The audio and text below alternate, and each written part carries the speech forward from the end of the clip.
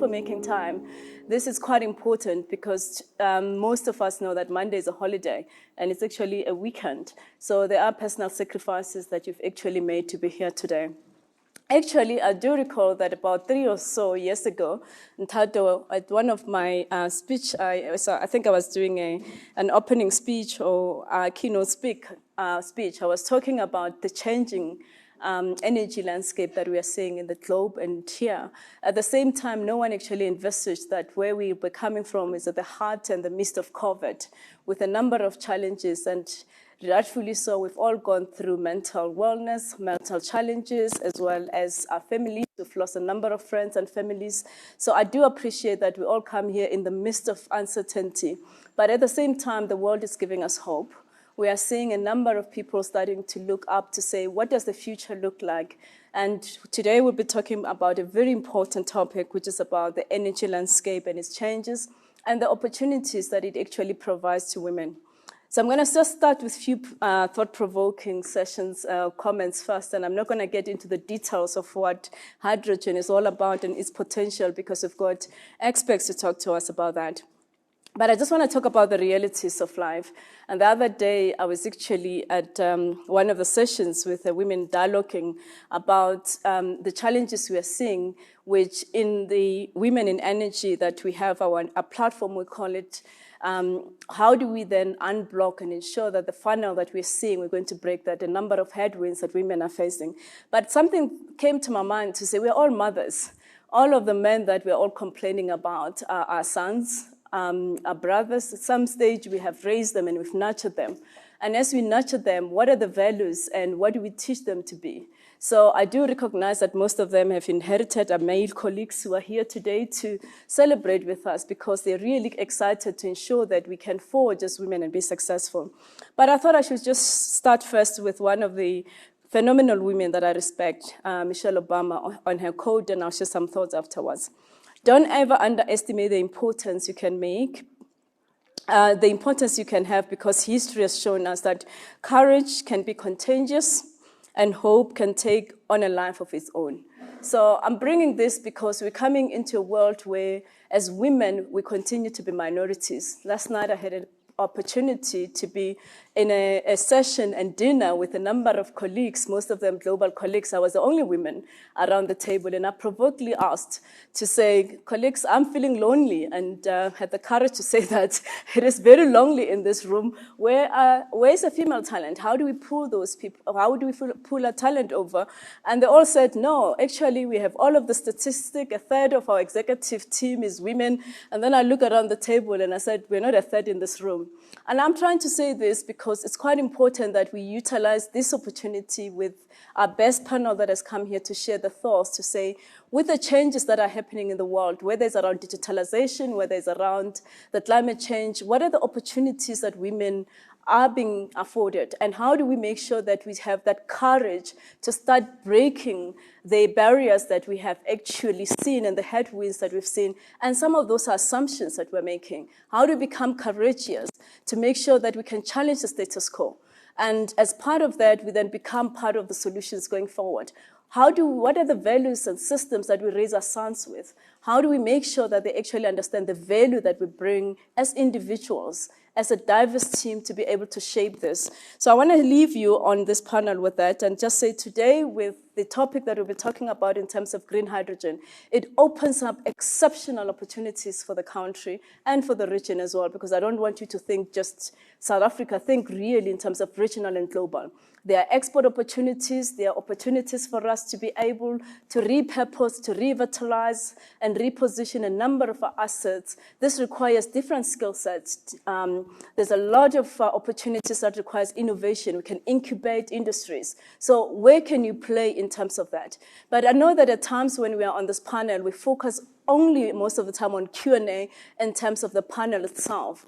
But I would like to also see that we have more and more professionals that are guiding, whether it's in government in terms of policy shaping or are building big industries and are actually starting to get into the employment to raise and ensure that we can come up with the innovative technologies and solutions that will accelerate this transition. So as part of that, my encouragement to all of us is today, listen up and really look at it to say, with all of the opportunities and the insights that I've been given, what will be my role? What is that courage that I'm going to have to be able to say, today I'm taking that particular one, and this is how I see myself in 10 years' time. And today I need to work backwards from 10 years to say, I have to play this role in this, and this is how I'm going to do it. In ULP, Tate Maurice has got coaching processes. You have the platform here that I'm sure I'm going to commit all of them, because my request to them is not only about today when you tell us about this exciting journey ahead. What is the role that you'll be playing to coach, mentor? We have young, talented, driven women who are facing exceptional headwinds in the companies we work for. So I would like to really request all of you to also commit time. So those of you will be reaching out to you post this session to say, can we engage? Please, let's do that. So I'm not going to take up much of the time afterwards, but I just said it, this is an exciting opportunity. I'll come up and wrap up in terms of the key insights I take, but I just want to challenge us to say, let's not wait for things to come to us. Let's go out and really be courageous. Let's be innovative. Let's understand that the degrees that we've earned, that our parents really worked hard for us to be able to get in the companies that we're working for, that we deserve to be there. And let's break that glass ceiling, and let's make sure that as we do that as women, we hold each other, we support each other, and we actually take that stake. At times they said, someone step you in the back. You must actually be there to take that pain for your female colleague. We need to be there to support each other. And let's make sure that we can actually be the change we are looking for. Ntato, thank you.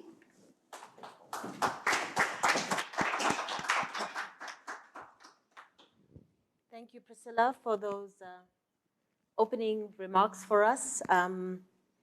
Priscilla and Ntate Maurice are the champion and the custodian of the Women in Energy, ULP Women in Empower Women in Energy Summit.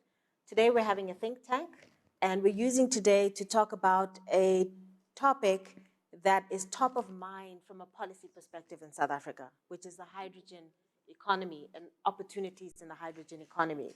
Now, a couple of the speakers who are going to be who are going to come to the panel today and who are going to be on the floor have all been integrally involved in this high-level discussion. This discussion is so important, it's even part of the South Africa package going to COP26. And so we at Empower Women in Energy decided that we need to ensure that our women who are part of this network need to be aware of what's going on in the policy space and in industry, and in terms of this huge new opportunity to help diversify the South African economy. One of the objectives of Empower Women in Energy is to close the information asymmetry that is part of why women are not being able to participate equally in the economy. We just don't know what's going on. We don't know who's doing what. We don't know where we can fit in, and we don't know the opportunities that we can associate ourselves with. So today we're going to close that gap around the hydrogen economy. We've got quite an exciting panel. We've got participation from CEF, who's the Central Energy Fund. We've got participation from one of the key consultants, BCG, that's been doing a lot of work in South Africa around the hydrogen economy. That'll be our first opening panel, really to ground us in what is it? What are the different types of hydrogens? There's pink, there's green, there's blue, there's brown, there's many types of hydrogens. What does this mean in terms of the institutional arrangements in South Africa? But also, what does this mean in terms of the value chain and the value chain opportunities and who's doing what? Our next panel is going to be a deep dive into 3 companies and their current activities, plans, and the opportunities within their hydrogen activities. We're going to have General Electric, Sasol, as well as Siemens. And then we have an exciting mini masterclass at the end of it, which is going to be given by one of the key partners in ULP, who's actually responsible for investment promotion and who's going to help the women who dial in to understand from a packaging perspective, how do we package these programs? How do we do project preparation, project packaging, and how do we access finance? So he'll pull together all the thoughts from the big companies and give a sense of what kind of opportunities exist from that perspective. And then we'll come to you, Sis Priscilla, to just wrap up all of that as succinctly as possible and have closing remarks by Ntate Khadebe. So to kick us off, our first panel, we have Dr. Ishmael Polo, who is the CEO of the Central Energy Fund. And Dr. Polo is really going to ground us in the South Africa view and positioning of hydrogen, as well as what this means in terms of the institutional arrangements. Will then be followed by Mr. Luca Shamnote, who is the managing director and partner for the Johannesburg office of the Boston Consultancy Group, BCG, who's working with a lot of the companies and actually quite integral to some of the thinking and the work that's happening in the country at the moment. So he'll give us that helicopter view of who's doing what, the value chain, and where the opportunities to play are. So, Mr. Polo, we'll welcome you with your opening remarks and to just ground us. Okay. Thank you very much, Program Director, and thanks to the listeners and viewers. Basically, mine is very easy. Like I said, it's just to come up and give concerts.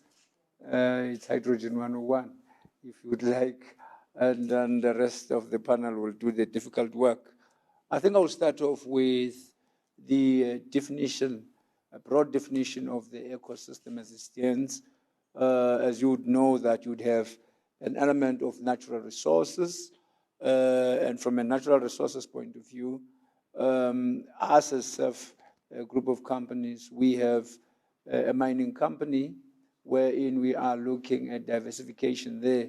So far, we've been mainly focusing on coal, and we know where coal is heading, whilst there is a need to sober up in terms of transition, and we have, as a group, deliberately opted for a gas as a transition mechanism.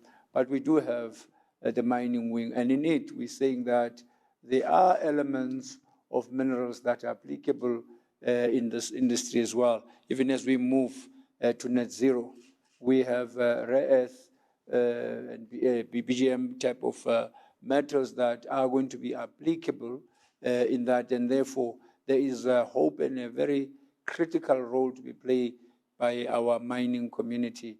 And for that matter, for women and young people to still pursue opportunities in the mining sector is still very much relevant. There's uranium there, there is lithium for batteries, graphene, and so forth. We will touch on that. So there is a space for that. And we go to the oil and gas sector, wherein we look at exploration, production, and refining.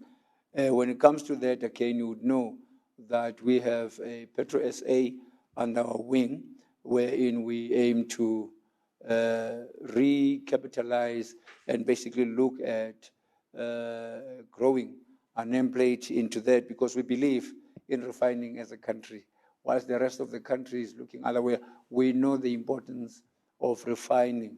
We know the constraints and the challenges that are brought about by policy movement with the intent of course, meeting the net zero targets, but also at the same time, we know the importance of this industry from domestic job creation point of view, enabling other downstream industries in that sense. So for us, it's an area of a focal point. And in that as well, in our statement, we have the Petroleum Agents of Southern Africa, which deals with regulatory issues.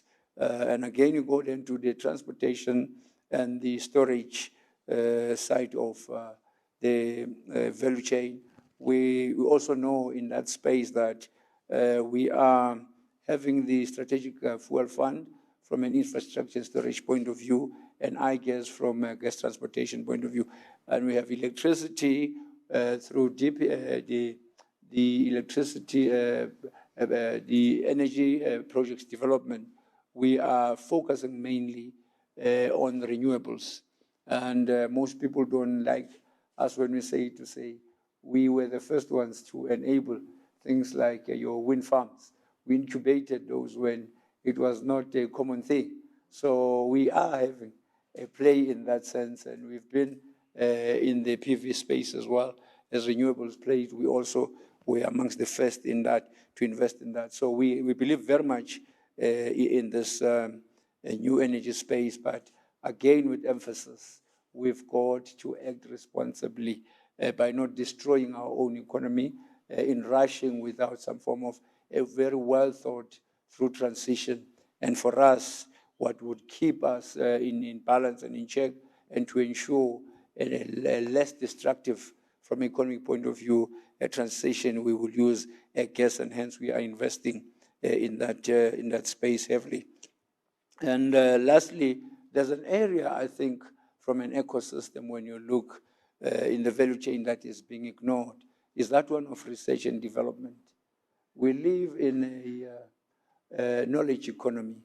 So what it means is that we've got to zoom in more into that and see how we use institutions like your TIA, your technology stations in universities of technology, your former technicons. How do we then get into that and look aggressively as women and young people to be incubated there? Otherwise, we run a risk as a country of coming in to say we want to transform industries that came in after 2010, 2015. It will be ridiculous, because we would not have been deliberate in ensuring that the previously disadvantaged someone play a critical role now, and that path is defined now, and we use enabling legislation to ensure that, the majority of the people are not being left out. Of course, from the structure point of view, in terms of organizational structure, we know that government has got a play through the Department of DMRE, public enterprise, even transport through Transnet in that regard. And from a regulatory point of view, it is an area that is regulated both by PASA and NERSA in the main. And from a state-owned entity, I've mentioned ourselves, like I said, Transnet is also in play, ESCOM and others. And from there is a whole play that is dominated basically by private sector and other IOCs. So what we advocate for, that as we play across the value chain as the state-owned entity, but we have an opportunity to influence policy so that there's even a bigger play for private sector in that regard. Now, what is this hydrogen? And I want to touch on the spectrum of the hydrogen color, because they are all based. The spectrum is based on the production type. Now, what is blue hydrogen? Blue hydrogen is when the natural gas is split into the hydrogen and carbon dioxide, either by steam methane reforming or autothermal reforming. That's your blue. And now what is then green hydrogen? Your green hydrogen is produced by splitting water, by electrolysis. And gray hydrogen, hydrogen that has been produced for many years, as we would know, in petrochemical industries, and is similar really to your SMR and your autothermal reforming, as it were. Now, what is of interest here is that you can go on with this, but really what you need to understand is that when you hear about green or blue or gray hydrogen, think of it in the color spectrum only, and then what then defines its nature or its color rather is the manner in which it's being produced. I think that assists. Now, hydrogen economy in general. Why hydrogen? Ladies and gentlemen, I think what we need to understand that the whole notion of the hydrogen revolution does not mean that hydrogen itself is always used directly. By that I mean that we need to understand that its production, that is hydrogen now, from renewables will continue to be the main component, of this new energy. And there are other various new energy vectors or that aimed at decarbonizing the economy itself. So when we talk hydrogen, don't think of it in isolation as one and all. It is one of the main ingredients that enable this decarbonized economy. Hydrogen in the country, basically we are endowed with renewable energy resources for production of green hydrogen. And The other speakers will be dealing on that.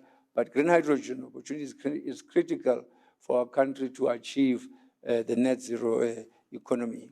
Hydrogen is the energy of choice for this target of 2050, the Agenda 2050. Demand for it ranges between 3 to 6 million tons locally, and also the issue of export comes into play into that. The opportunities exist in that regard. It is therefore critical for our country to support this initiative, but with a clear emphasis on just transition in order to decarbonize the industry, one, two, and also to decarbonize the transport and fuels, namely through long-haul trucks and shipping industry, and also for the supply of the aviation fuels. It is also, must be noted that its ability to store surplus renewables is critical as well. Now, coming back to the economics of the hydrogen economy, it takes about, or it costs about $2 maximum per kilogram for the gray hydrogen, and whereas with the green hydrogen, it doubles up, so to speak. Is it a case of concern? Not really. Technology is developing, and by 2040, there would be some form of cost parity in that regard. What are these drivers currently of this cost being a bit higher? Obviously, is the plant utilization, the cost of renewables from levied cost of energy, electrolyzer efficiencies, and issues of elements of manufacturing costs. Now, when you come to the whole process of the electrolyzers, you would see that to produce 1.1 tonnage, it would cost something like $1,497 US, because of the inputs therein. When you look at it, you need about 9.5 megawatts of electricity, and also the water tonnage of about 9.1. So those are the costs. But like we said, technology is developing. Those costs are going to come down, projected to reach parity by 2040 with the gray hydrogen, as it were. Now, in terms of the challenges that we face in advancing the technology itself, we know that hydrogen itself is basically light and has a low density, and therefore requiring the high pressure tanks from a capacity point of view. And to do that, you would have obviously the sophisticated processes in order to produce material for it, and also the cost of comprehension comes into play. So how then do we move from here, knowing that the volatility of this of hydrogen itself, we know that it also filters very easily through the cracks, and therefore the issues of storage again and transportation are still a bit of a challenge. But even though they pose some constraint at this stage for technical and an engineering point of view, there are solutions that are beginning to develop. As early as this morning, I've seen that there are technologies that are coming in that will really be able to address that constraint from uptake and release point of view in order to be able to carry hydrogen with low densities and also under very mild air condition. Traditionally, hydrogen is produced close to the consumption facilities, and I think there are initiatives in the country to move very aggressively in developing some form of capacity of manufacturing in industrial hubs, and therefore that will be ideal. And from a distribution point of view, we know the constraint again that stays, and I'm glad that Sasol is coming later on. There's a lot of things that we can learn from Sasol initiative ourselves. We're benefiting from the Fischer-Tropsch technology, which also gives us an advantage as we advance with this hydrogen economy, but also the fact that Sasol is the only company that owns basically that infrastructure. It's something that we have as a country from a competitive advantage point of view. Economic opportunities that could be derived from hydrogen economy itself.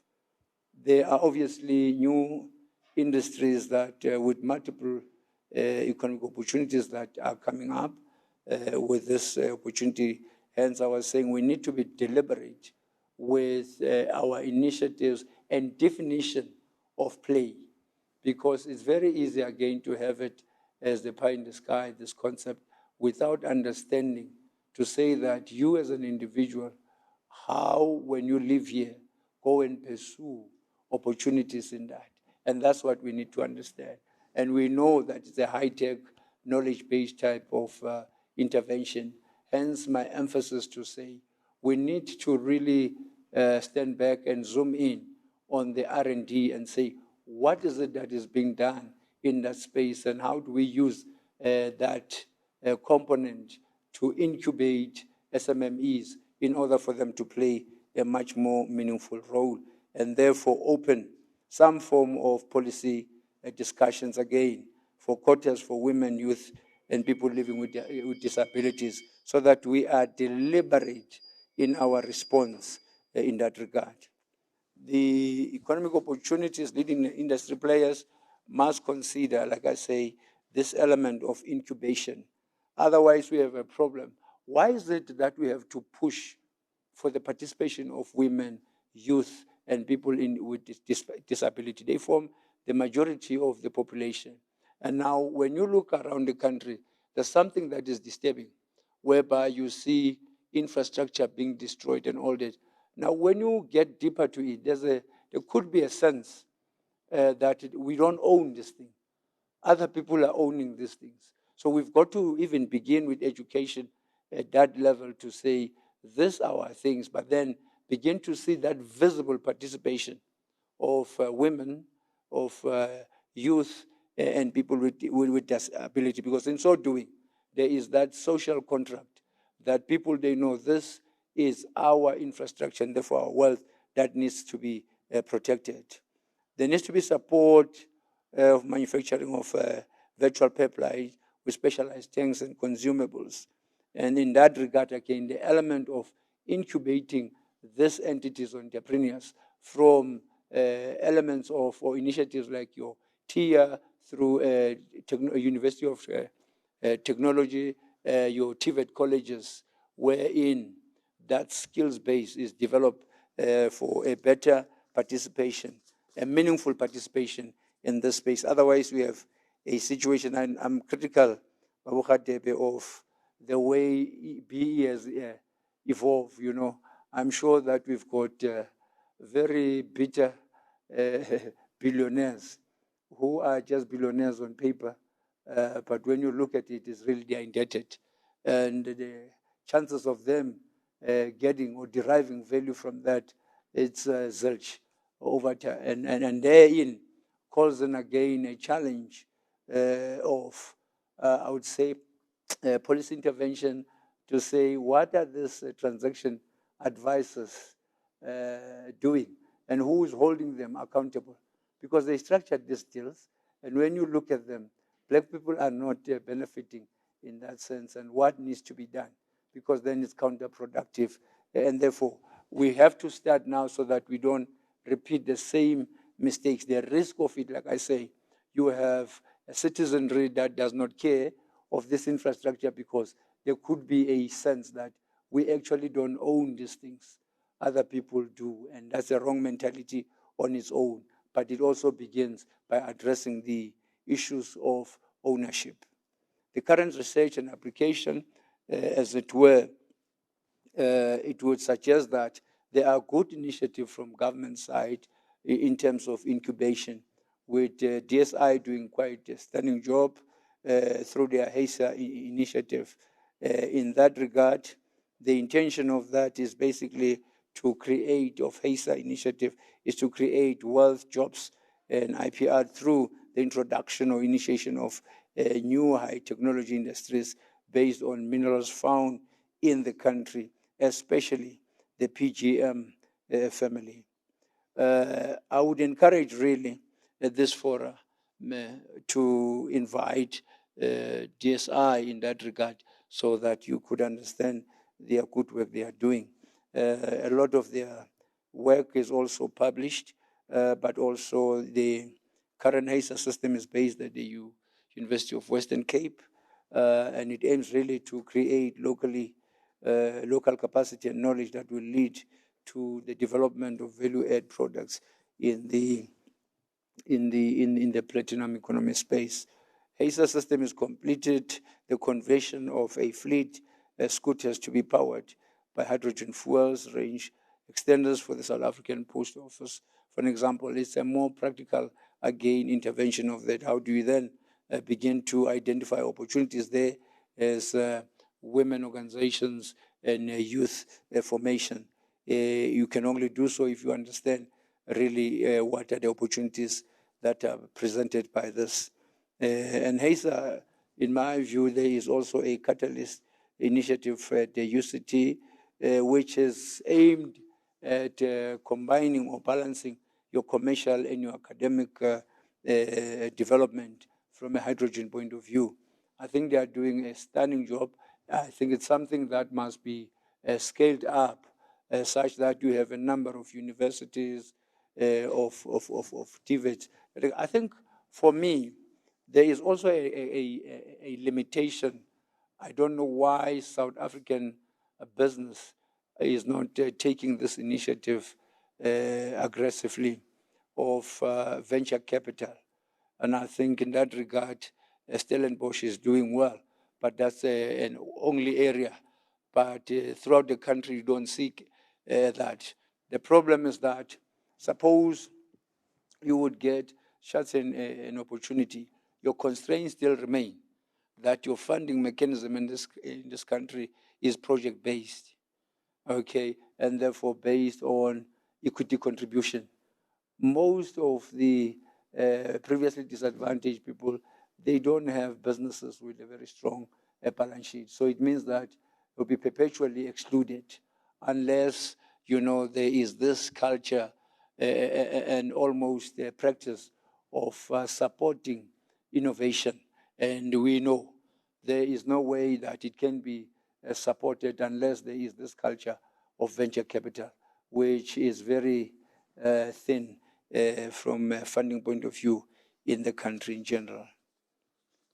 So let me get to the mining factor. Like I said, there are a number of minerals that will support, especially the renewables space, lithium, graphite, cobalt, nickel, and rare earth materials generally.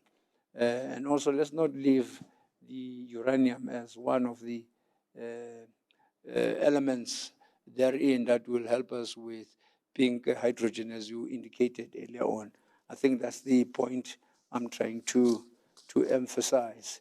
Having said that, and I would leave the next slide that deals with the funding opportunities on it, and basically say, upon reflection and in closing, is that I think for me, if we can grapple with the understanding of what is this and simplify it for ourselves, that we comprehend to say, if we are saying out of this thing, we would target to at least have 30, 40, 50%, 60% participation by women in this industry. What is it that we mean by that? Where exactly? What activities?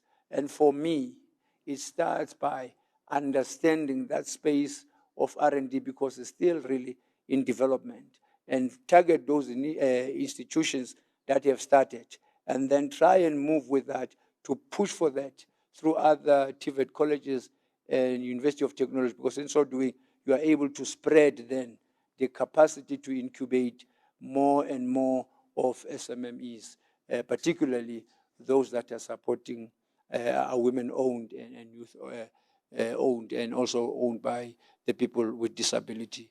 Thank you, ma'am. Thank you, Dr. Polo. We'll now go to Luca. Is it Shomonte? There we go. Shomonte. That high school French works. We'll now come to Luca, who's going to do a more granular deep dive, actually. Take us through the value chain, the hydrogen value chain, and also give us a sense of all the opportunities currently at play in country. There's a lot more elements to your presentation, but remember, this is a think tank today, so we're not high level. We're really getting into the belly of the beast We're getting into the meat, so no one can walk away and say, we don't know what this hydrogen economy is about, where the opportunities are, who's doing what, and where we can potentially play. Luca? Yeah, thank you very much. So I wanted to frame a bit this opportunity, maybe taking us a bit back with the basics of what is hydrogen and what it is used for. Then look at the global view. How is hydrogen a solution to the problems that the world is facing? And then bring it home and see in South Africa, in Southern Africa, in the region, what does that mean for us? So if you go to the next page, I think Dr. Polo already reminded that there are different types of hydrogen. The important point is that hydrogen is not new. Hydrogen is heavily used, about more than 70 million tons today, in the form of gray hydrogen using primarily the steam methane reforming process, which is basically using natural gas in combination with water in the form of steam to split and then have hydrogen plus CO2. And that's the biggest problem. It emits a lot of CO2. So when we're talking about hydrogen, we're talking about a different way of producing it, either in blue, which is basically the similar production process, but then we capture the CO2 and then store it back deep underground, or the green, which is altogether a different way to produce it through the electrolysis of water. So that's a different way of producing it. And then it's also a much wider way of using it. And today, hydrogen is used primarily in refining to upgrade fossil fuels. It's used for the production of ammonia, primarily as well. But it is not used to decarbonize the wider economy, and it's not used widely in power. I will go to that. So if we go to the next page, there are two main technologies, and then I will talk about why is it useful that are related to the green hydrogen. So the first one is the electrolysis of water, which is basically splitting water H2O into hydrogen, H2, and oxygen, O2, using basically electricity that needs to be green, right? So it's renewable electricity, most of the time wind and solar to do that. And then we have the fuel cell technology. And the fuel cell technology is actually the opposite. It basically does the reverse reaction and then will basically transform the hydrogen into water again. That will release a lot of energy, and that can be used for process production, but also for generation of power. And it makes hydrogen a technology for storage of power. So these are the two main technologies.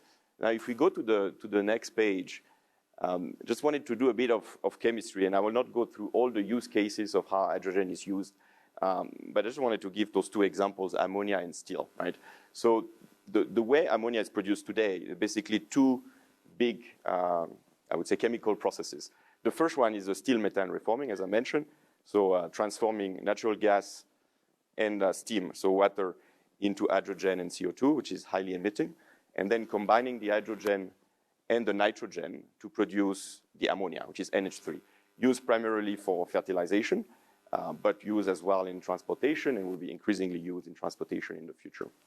So how is green hydrogen helping in that process? So basically, we can skip that first step that emits a lot of CO2 and use directly the hydrogen produced from the electrolysis of water in a sustainable way, combine it with nitrogen, and then produce this green ammonia that doesn't have carbon, that doesn't emit carbon, and can be used as a fuel, primarily in shipping.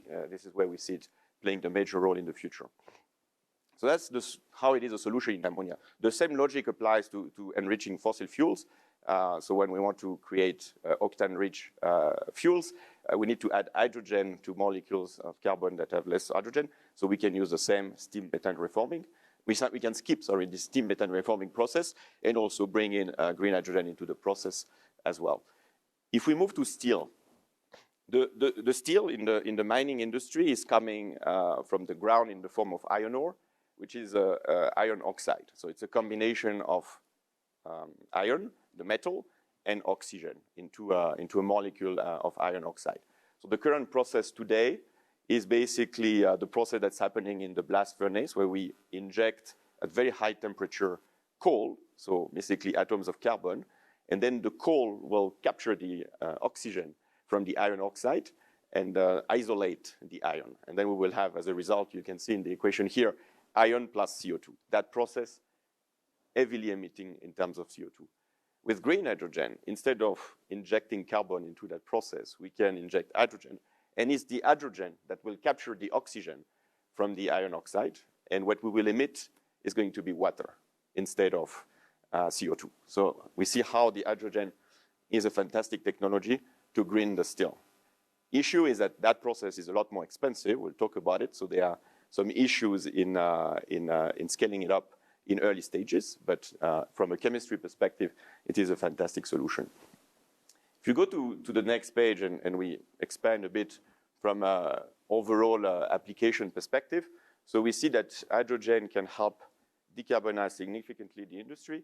And we're talking about refining, we're talking about steel making, we're talking about ammonia production, we're talking about other kinds of metals. So a major solution for the decarbonization of the industry. It can be used in transport to decarbonize road, air, and sea transportation, either directly as a fuel in the form of fuel cells, as I said. As we electrify transport, we can power those transportation through fuel cell power, or through green synthetic fuels. So by producing green synthetic fuels that are green hydrogen hungry, we can decarbonize, for example, shipping by using green ammonia as a fuel, or we can decarbonize, for example, aviation by using e-kerosene. It is also very useful in power. I think Dr. Polo mentioned it as well. It is a storage technology, so it allows to manage intermittency of renewables. It's an expensive way to manage intermittency, so we see natural gas playing a stronger role in the medium term. But long term, to really decarbonize power, hydrogen will play a major role as a balancing technology. Some gas power plants will be repurposed into green hydrogen-fired power plants to help as a peaking technology. It also helps with independent off-grid type of power. There are some initiatives already in South Africa for telco towers that are powered by green hydrogen off-grid. And finally, in buildings to generate heat as well. So if we go to the next page, what does that mean in terms of demand for the world? Obviously, nobody has a crystal ball, and we don't know exactly how much hydrogen will be needed for the world. But if we project a 2-degree path, and with the knowledge that we have today, we estimate that green hydrogen will be in the order of magnitude of 350 million tons, 350 million tons from the roughly 70 million tons of gray hydrogen that we have today. So it's both a change of how we produce hydrogen, but also a massive scale up of the use of hydrogen in the economy. And if we look at the sectors, you can see on the right-hand side here, there's a colorful pie chart. So they will be used in many areas across transport and industry. And the sequence at which hydrogen will be introduced will depend on the cost parity with the alternative technology that will come at different times. Ammonia production, heavy-duty transportation are expected to come in the early steps, whereas steel at scale, backup power, and other industrial applications will come later. But in the, I would not call it the end state, the world doesn't end in 2050, but in that state, I would say transport is the biggest offtake of hydrogen overall, or driving the biggest offtake. Transport in different forms. It's not all fuel cells, it's also the use of green fuels. Like if you see there, for example, the green part, it's aviation. Aviation alone will drive 20% of the 350 million tons that I was talking about. So a big use of hydrogen to decarbonize aviation. We go to the next page. So we're talking about value chain. What does it mean from a value chain perspective? There will be business opportunities all across the hydrogen value chain. So there is the upstream of the value chain, the power generation, renewable power. So there is a big chunk there, and there will be massive investments to be made in the green hydrogen. I'll talk about what it means concretely for South Africa. There is opportunity in the hydrogen production. So basically the electrolyzers to do the electrolysis of the water, in the hydrogen logistics, the storage of hydrogen, pressurization and storage, the transport of hydrogen. It's a combination of pipeline, trucks, vessels, and a large number of applications of hydrogen. One of them could be, for example, the operation of a fuel cell vehicle fleet, for example. And then as enabler to this, there are obviously opportunities in infrastructure. There are opportunities in managing large ecosystem and projects. So there are a bit like a sort of asset-light type of roles to play as well. And in the manufacturing side, in the equipment side, obviously opportunities to play a role in manufacturing fuel cells, in manufacturing electrolyzers, in manufacturing renewable equipment for the power and etc. So many opportunities. We sort of codify here 12 different plays that different companies can take, but it's more than that. It's really many companies playing in that space and a lot of opportunities. Those opportunities are nascent. I didn't highlight in the first page, but where we're showing the gray hydrogen, but green hydrogen is very, very small today. So we're talking about a completely new industry for the world. That means that as every time when there is disruption, there is opportunities for the ambitious, for the bold, for the creative. So there will be significant opportunities. If you go to the next page. Yeah, so bringing it to South Africa. So why we believe, what I believe, but what I think other people as well believe, that there's a big opportunity for South Africa and Southern Africa more globally. First is the advantage resources of the country. So we have one of the best renewable energy in the world. And that talks to the quantity of sun that we have, but also of wind, and the combination of both. And we see other countries like Saudi, for example, with very good quality sun, but not the same quality wind. And in renewables, the key is utilization and intermittency. So having two technologies, sun and wind, that can be combined, helps to manage the utilization. So very good utilization for the renewable energy. The land, I mean, in this new economy, land will be a critical resource as well. And countries in Europe, like Germany, for example, or in Northeast Asia, in Japan, land is not sufficient to be self-sufficient. So again, South Africa is advantaged in terms of land. And then in terms of know-how and technology, South Africa has the longest history and experience in developing synthetic fuels, for example, which helps beneficiate hydrogen and transform in those fuels I was describing before that will help decarbonize transportation. And is actually the biggest usage of hydrogen in the future. And South Africa has probably the most experience globally in those chemical processes that come after the production of hydrogen. Today is being used with gray hydrogen, but in the future could be leveraged. So all that together makes the country very advantaged. Another advantage, maybe not mentioned here, is we have more optionality because we have assets, but less stranded assets as some other countries that are locked in more than South Africa. And I mean, in South Africa, we already need more power. Some of our coal power plants are already aging. So we need to invest in new now. So it's an opportunity to invest in the right technology from the start. So if you go to the next page, maybe we can skip this one. If we go to the next one. Yeah, so just wanted to bring that into more quantitative view for the country.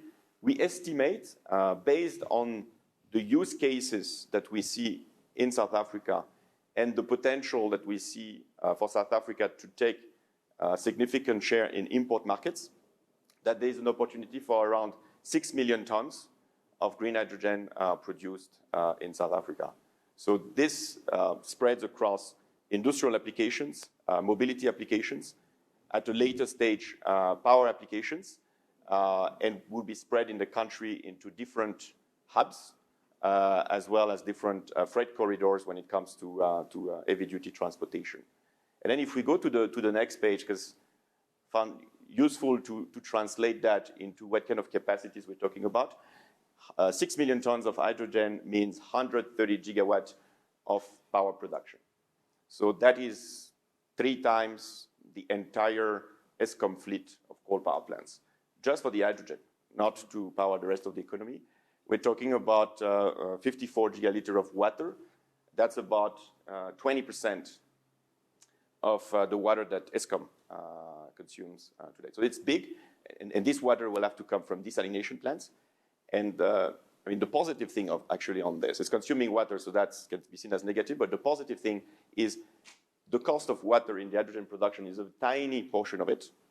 So the economics of hydrogen can create the economic condition to basically build the desalination plants. And those desalination plants can be oversized and at a low marginal cost also help with the water shortage that this country is facing and that you will increasingly face with the issues of the other issues of climate, which is not just mitigation but adaptation to the already irreversible temperature increase, whether it's 1.5, 2 degrees or more, temperature will increase, and that will have impacts on our ability to extract resources, including the issue with water. So that creates opportunity to create the business case for desalination and more water production in the country.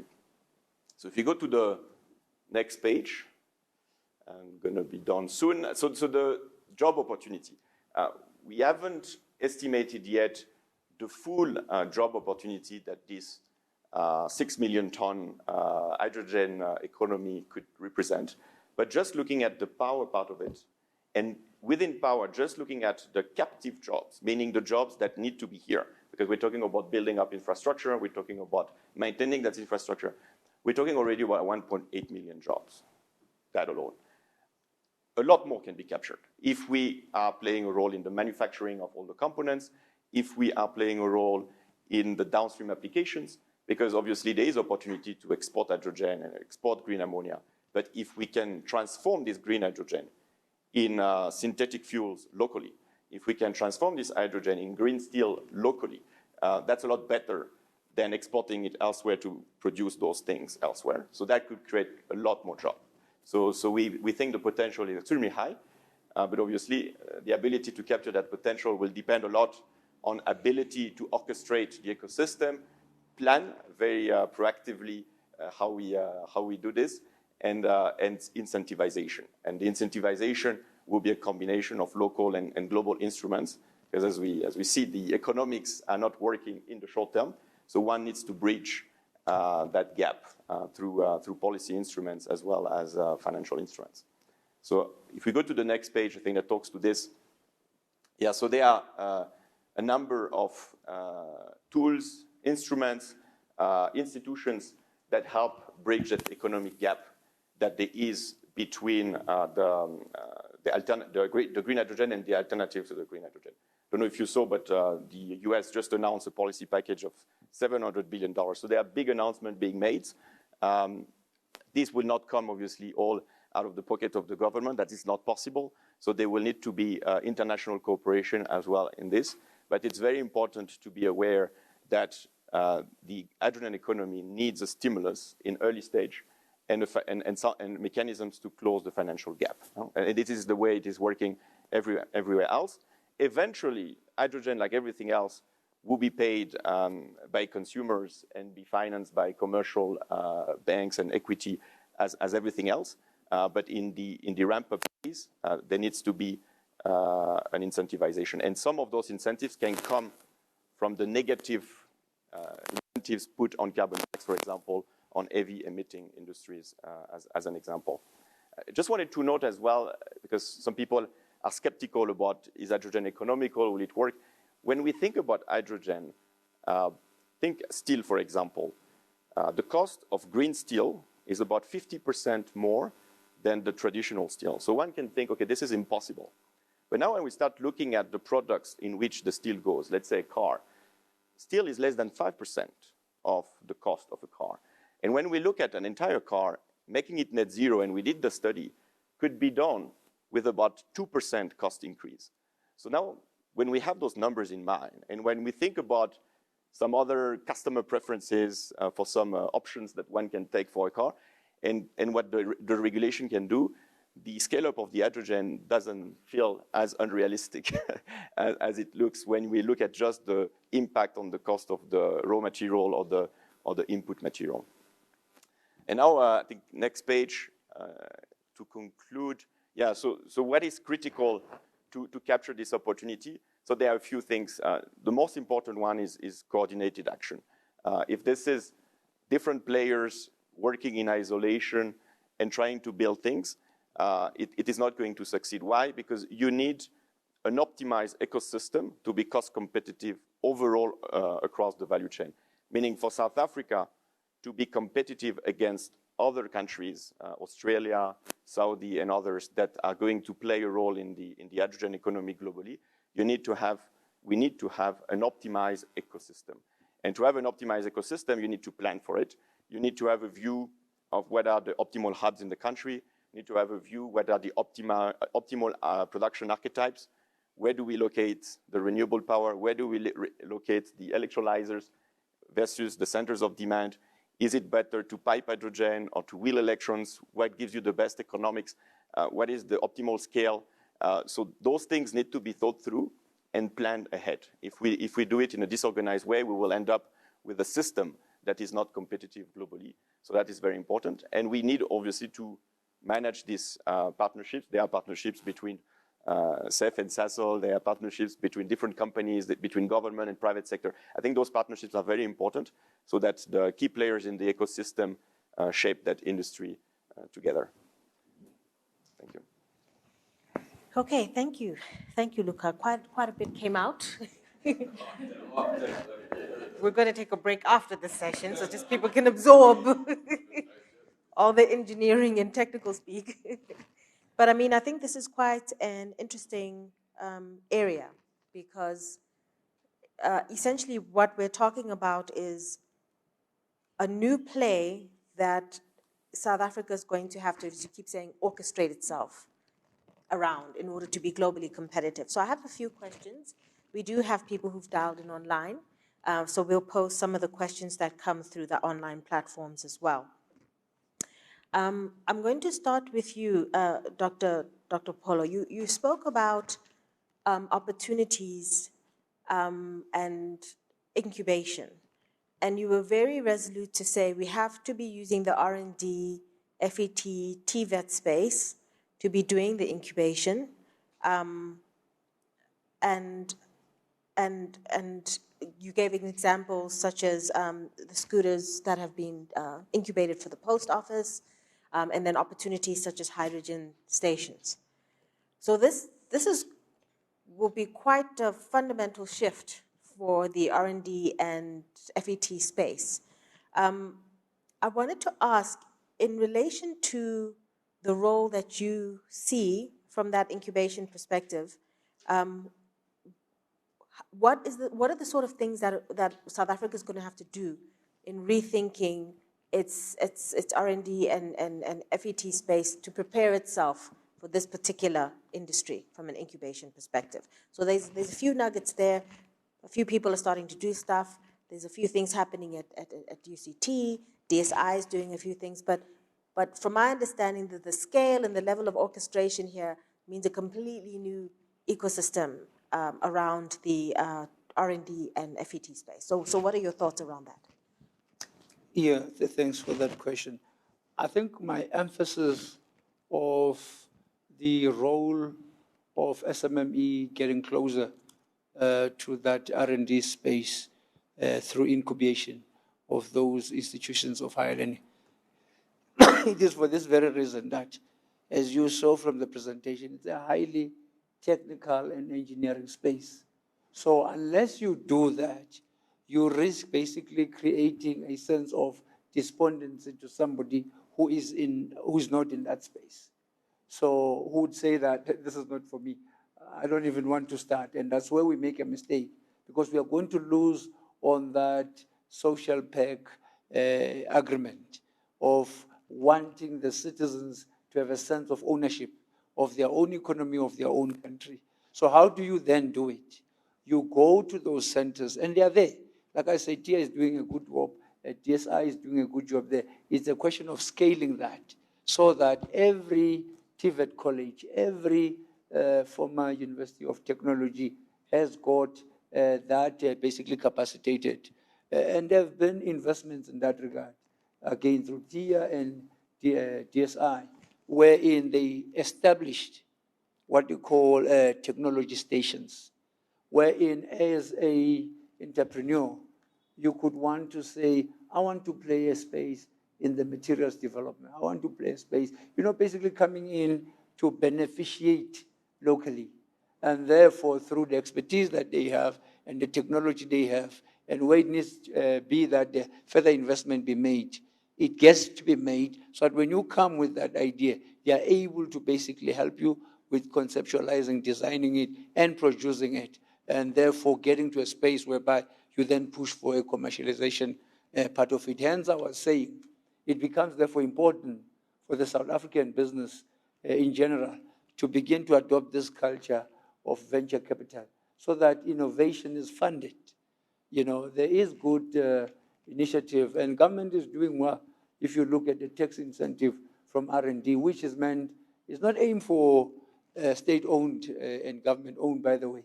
It's meant for private sector, wherein you could have tax incentive of up to 150 just to fund that. The gap, of course, is funding the commercialization from primary research to then, the market. And those are the things that we need to grapple with. But for the women organizations, for young people, and for the people with disabilities, physical challenges, for them to come in and get to understand and grapple with technical and engineering aspects of it and play, you need to move closer to the institutions of higher learning. I'm sure that I've tried to assist in that regard. Thank you. Thank you. Luca, you spoke about hydrogen as key in abating, in resolving hard to abate sectors, transport, shipping, steel, petrochemicals, etc. So on the demand side, what's going on in those industries? Because this is highly ambitious, a high level of coordination required. As you said, there's going to have to be a lot of incentives up front in order to get this sort of ecosystem going. But what are the signals that you're getting from these industries in relation to their readiness for hydrogen? I'm thinking about when you speak about green ammonia for shipping, is the IMO speaking about hydrogen? Are they putting it into their frameworks to decarbonize the shipping industry, et cetera? So what are the signals you're seeing globally, even in South Africa, around from the demand side? Yeah, so they are very good question. There are many signals, and I would say the key sectors, hard to abate sectors, they know what's coming. If they don't see it, the investors generally tell them, because there is this anticipation factor in the investment of capital. So there is high pressure. All the steel makers, all the refining oil and gas players are under tremendous pressure. So I think the awareness is very high. We see a lot of companies very proactively positioning themselves in those transformations. So that's for sure. But what will make the trigger, what will force the scale up is, I think, primarily going to be the regulation. And some of the tools in the regulation are extremely fast. Talk about green synthetic fuels, much more expensive than a traditional fuel. You put a blending mandate, immediately you get the demand, immediately. You say 5% of all the jet fuel has to be green. You get demand immediately. So it increases a little bit the cost of a flight, but you get the demand immediately, right? The issue also with the regulations is to carefully manage the costs that you are putting on your companies that other companies don't have. So there are also border taxes that are being implemented, as Europe is doing, because they are increasing carbon tax. So they want to make sure that imported goods are added. So increasingly, because of regulation, the economics of doing it green will reach the parity with the economics of not doing it green. There's another key force, I mentioned it earlier, it's going to be the consumers. The question, and this is not fully studied yet, but what is going to be the power of net zero branded products? A sticker on any product, a smartphone, a car, net zero. I mentioned earlier, it's not a huge cost increase to make it net zero. So will it be a market, a premium for that? Will it be even a regulation incentivizing the purchase of those goods in different ways. So I think I think today it's difficult to really predict how fast and how, I would say, bold the regulation will be. But we all see that it's coming. It's coming probably faster than most people think. And companies with pressure, with strong pressure from investors are getting ready, I would say, in all the hard-to-abate sectors. I would say the companies, it is top of the agenda in the boardrooms of all the companies that have a high carbon intensity, I would say, today. So we've got some Q&A coming off our online platforms. I've got a question here from Pat van Leustrecht. Hydrogen has had false starts in the past. We believe this time that it will be different. What is being done differently now, ensuring it's playing a key role in a clean, secure, and affordable energy sector? I'll start with Dr. Polo, and then you can answer as well, Lucas, if you feel you can. I think the fact that to produce it, you are using your wind and solar, and that's where actually the central response to that question comes in, because once you do that, then it becomes the main, therefore, intention of output and therefore application to other industries. That would be my response. Luca? So they were saying hydrogen has had a false start in the past. So what's going to be done differently now to ensure that it actually plays a key role in clean, secure, and affordable energy future? I mean, for South Africa, what needs to be done differently? Yeah. So I guess that if we compare to the past, for me, we can't really compare now with the past because we are in a very different context, I would say. And they are already, hydrogen is already scaling up, already ramping up in many places. So I would say for a bit the same I mentioned at the end of my presentation, it's going to be coordinated action. I think there's been a lot of silo activity in the past. I think now it's a coordinated action. And when I say coordinated action, is really all parts. It means the regulator, the off-takers. We haven't talked enough maybe on the off-takers. We need to bring in the shipping companies, the airlines, the airports. Right? It's this whole ecosystem that needs to be coordinated. We've got a question here from Bitumelo Sehlake. She's saying, what is the plan for minibus taxis? In the past, fuel cells and minibus taxis were in the pipeline. However, it wasn't well received or understood. Is there a rollout plan for the taxi industry? I suppose this is not a fair question because it's a green transport strategy question, and we don't have the Department of Transport on the table. But I think we can, unless any of the speakers can speak to any of the plans that you're aware of, we can just park that as a question because I think it does speak to the green transport strategy. I'm not sure from the government perspective, a CEF perspective, if you're aware of any plans with the minibus taxi industry. Dr. Polo? Obviously, I will not speak on behalf of my bosses. but what I could do is maybe to say that I think there's an element that was raised. And hence, in my first slide, I tried to sketch the role of government across the sector. Indeed, the element of regulation is central. Because, there's a good example of this and how it will therefore assist as well with empowering the SMMEs and entrepreneurs, women in particular in this case, is by localization of production thereof is critical. I think there have been regulatory framework that came in on the cement side, which is a good one, to say that government, for example, will use cement that is locally produced. And that change, even the dynamics there, we began to see investments in manufacturing thereof. So I think that instrument and that lever must be used more. And once that comes in, there's no doubt that its application, even on the public sector and in public transport in the form of taxis and buses, would be easier than to carry through. And maybe if I can add two key elements, the infrastructure. That is true for fuel cell vehicles, but also for electric vehicles.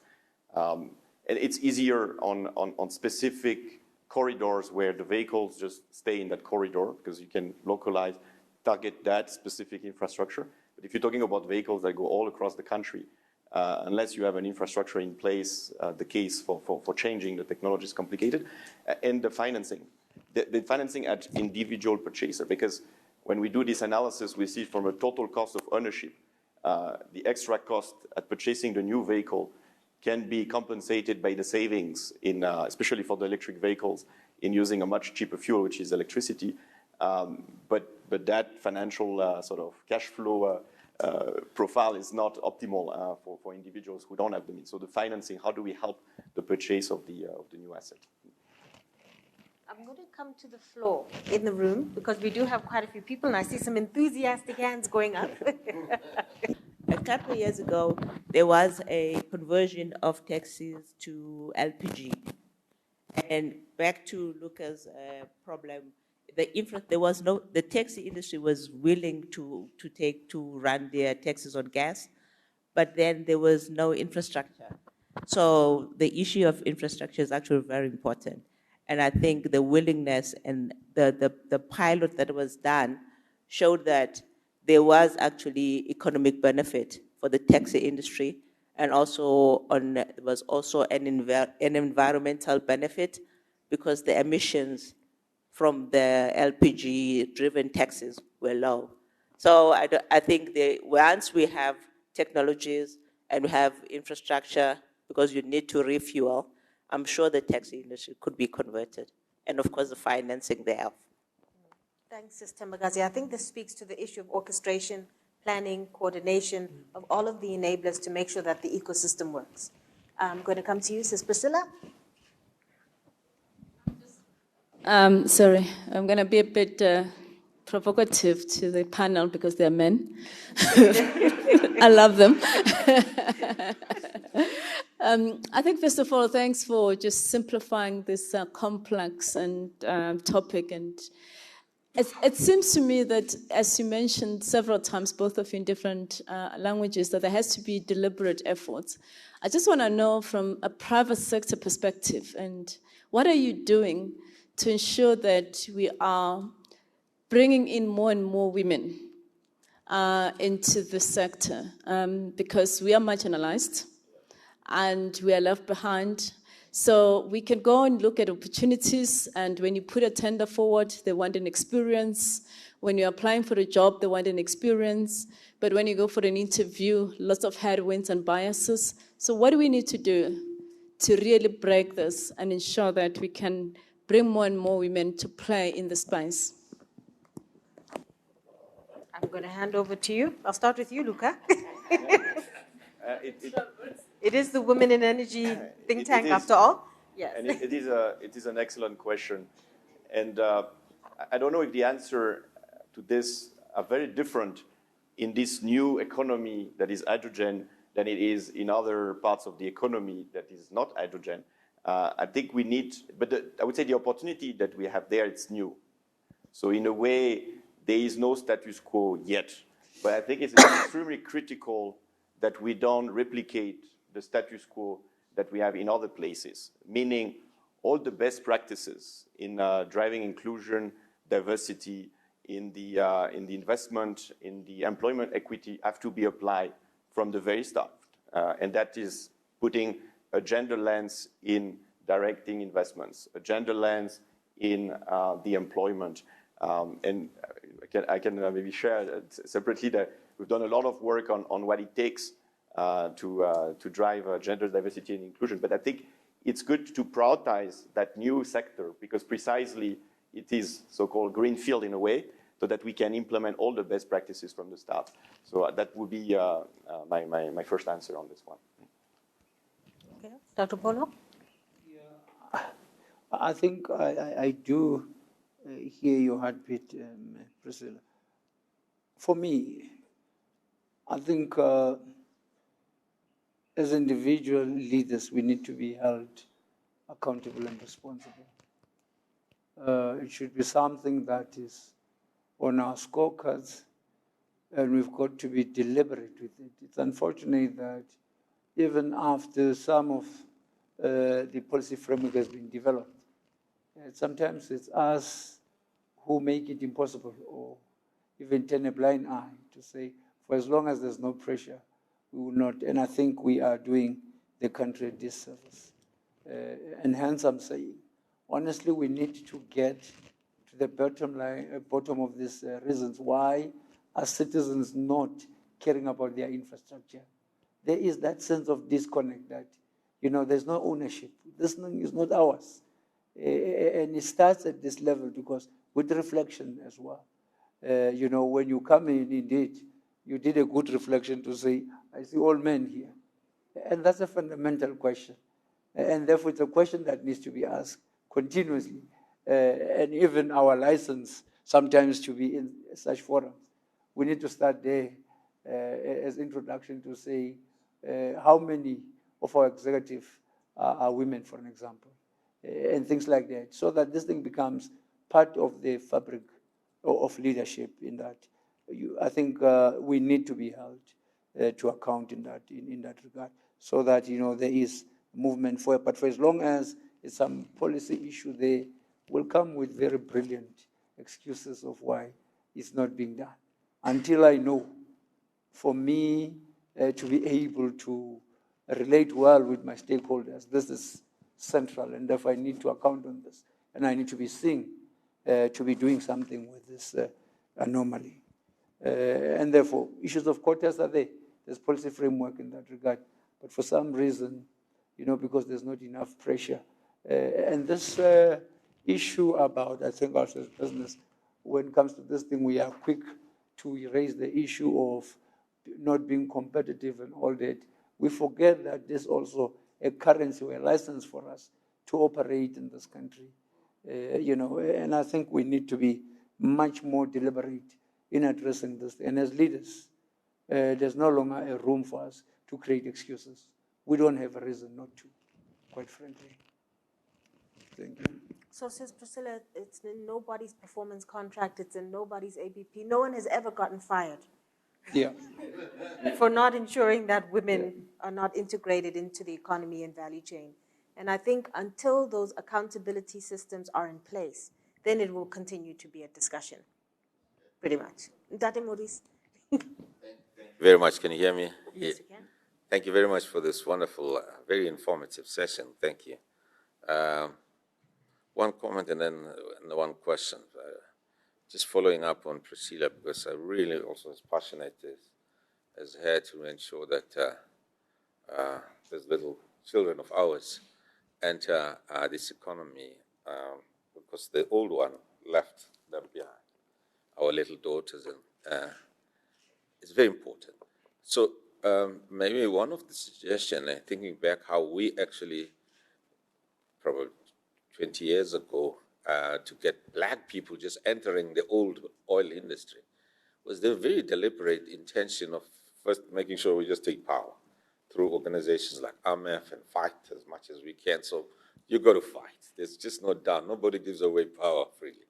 So Ntata, I know you're a fighter. Please just get fighting. Nobody in the history of mankind has given fear. So we had lots of fight through organizations like AMF. But more importantly, I think this is very important. There's a slide there, and I would like to look at it a little bit more in detail.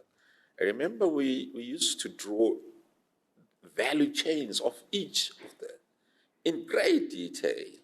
A value chain of oil and gas, a value chain of electricity, and a value chain of a different aspect. And be very specific about each opportunity that is real, from a small business, medium-sized business, and to a large business. And then also we used to spend a lot of time and says, then if you want to enter this space, there's a number of one. You can be an entrepreneur.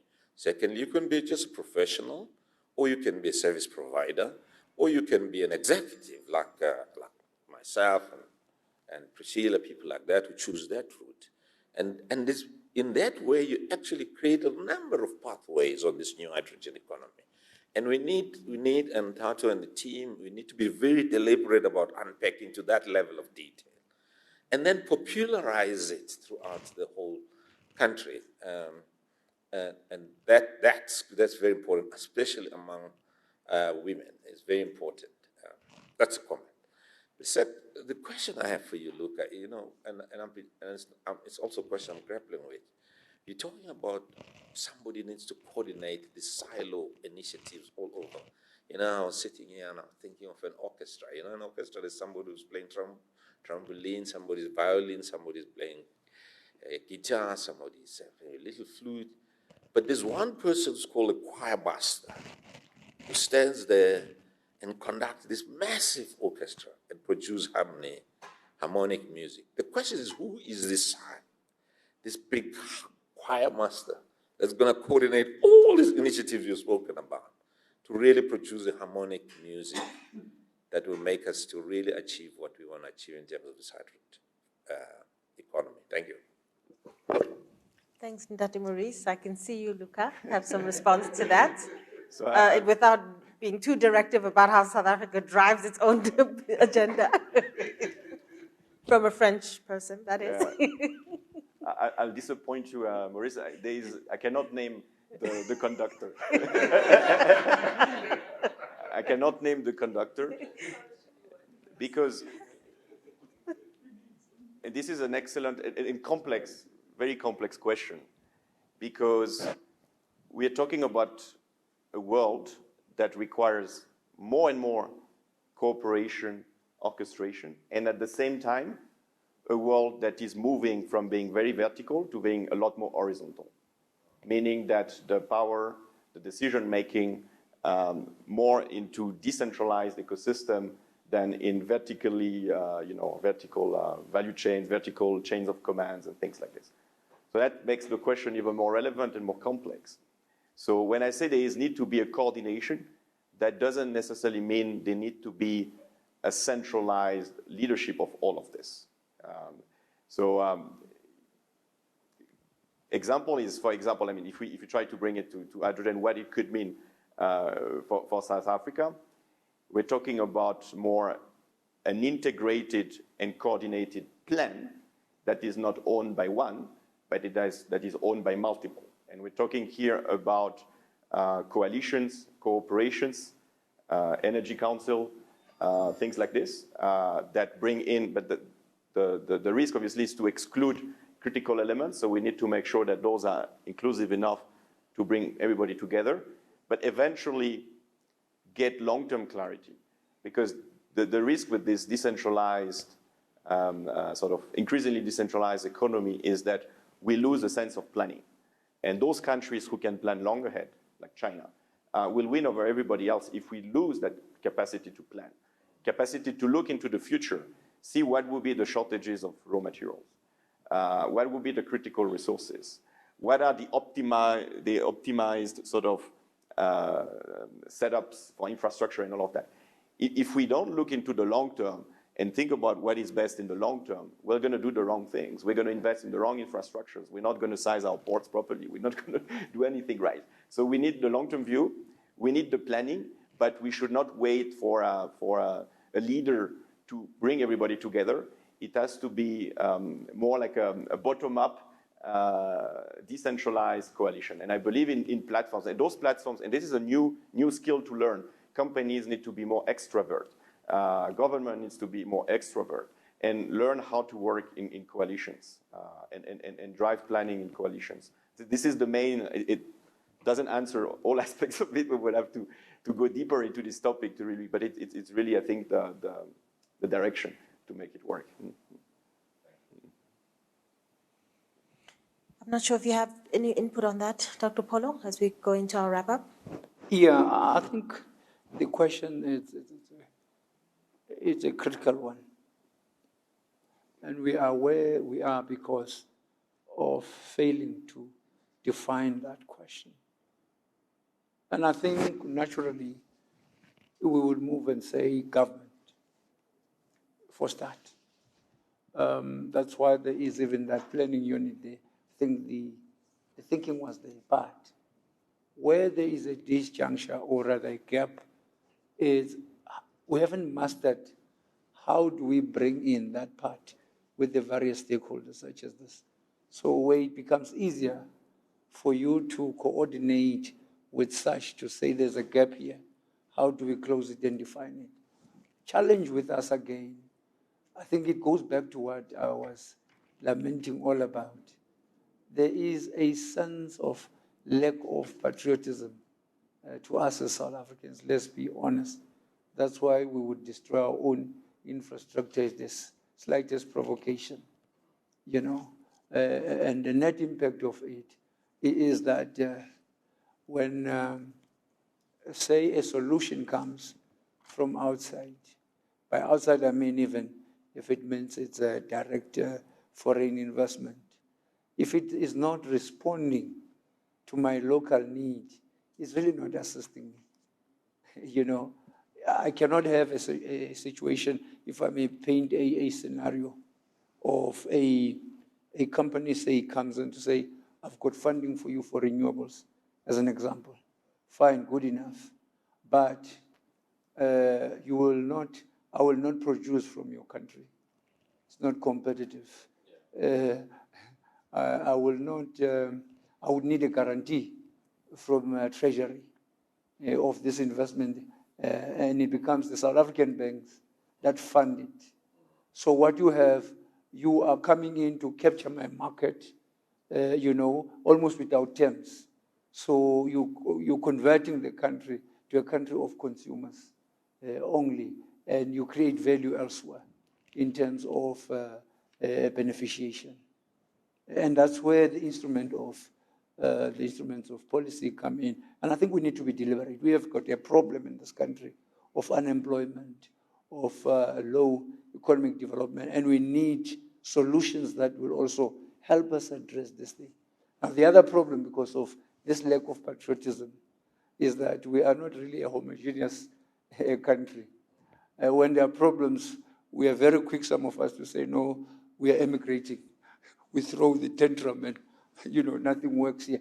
And I think as a country, we need to reflect on this thing. How do we respond to this for the next generation?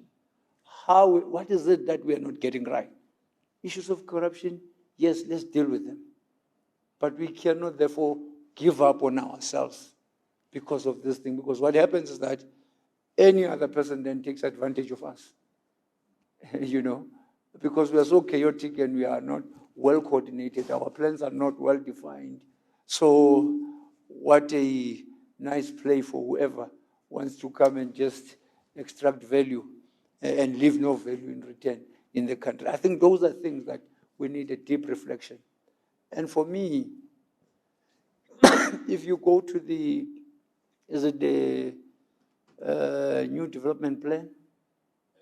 NDP. Very good document. That document is over how many years now? 2030. So it's over 10 years since it has been in existence, isn't it? Yes. How many of us have read that document? That document is so spiritual that when you read it, you get surprised whether you are reading the Bible or you're reading. There are elements of that in it, because I think it was aimed at, bringing this sense of patriotism to the country. But we have not made it our business to understand that plan. And hence, whatever we do, we are away from that. It's a perfect plan, in my view, under circumstance. We can refine it, perhaps, as we go along, but in terms of it giving direction, it's there. How do we then get these various organizations? How do we even get private sector to fund the implementation of that plan? Instead, what we have in South Africa, private sector that is reluctant to invest in our own economy. Yeah, they rather go elsewhere to invest instead of our economy. Again, it's elements of patriotism, I argue. Then you have people who are supposed to be supporting this whole thing. They are the ones destroying the very same infrastructure, burning schools, destroying railways, and things like that. We have a serious problem that we need to deal with. And perhaps it's to go and take such documents, because they were well thought through, in my view. Reflect on that and see how, as religious organizations, because it's even covered there, do we reflect on that? How do we, as society in general, security, you name it.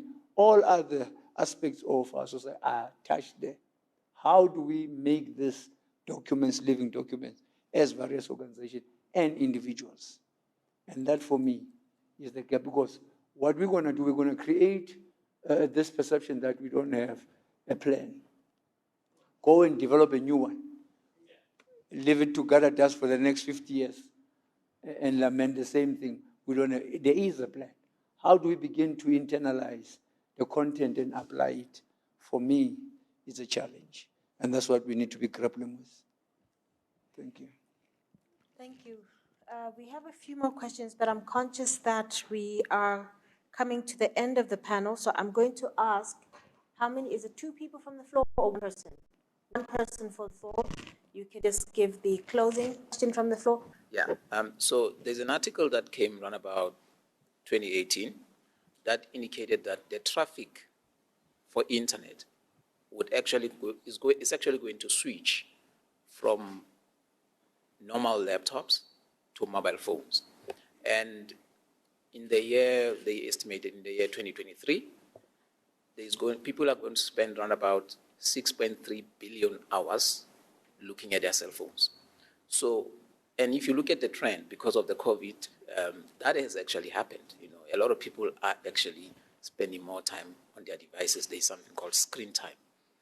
So that is actually the thread that is going to tie up all of this, in my view, all of these initiatives. Because if you have a communication channel that can talk to citizens in a personalized way, and you also can bring what you call the Uber model, because whenever you are involved in initiatives that involve communities, where communities take initiatives, and you have got it as a decentralized system, which can, even run on